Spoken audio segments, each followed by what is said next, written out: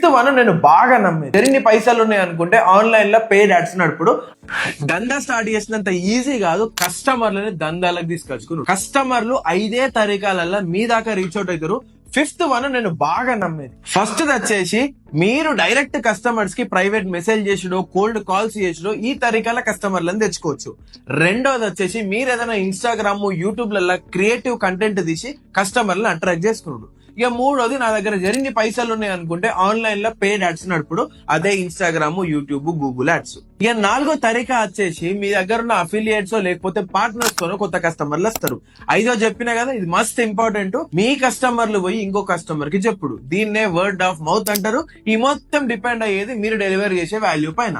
So next time దందా open చేసినా open చేయాలని ఉన్నా కూడా ఈ 5 ways లలో నువ్వు ఏ వేని చూస్ చేసుకుంటావు ఫిక్స్ అయిన తర్వాత దందా స్టార్ట్ చేయి. లేదాకి నేను ఈ 5 ways ని ఎఫెక్టివ్ గా వాడాలనుకుంటున్నా అంటే వెంటనే డిఎం చేయి, ఫ్రీగా ఎట్లా చేయాలో చెప్పు.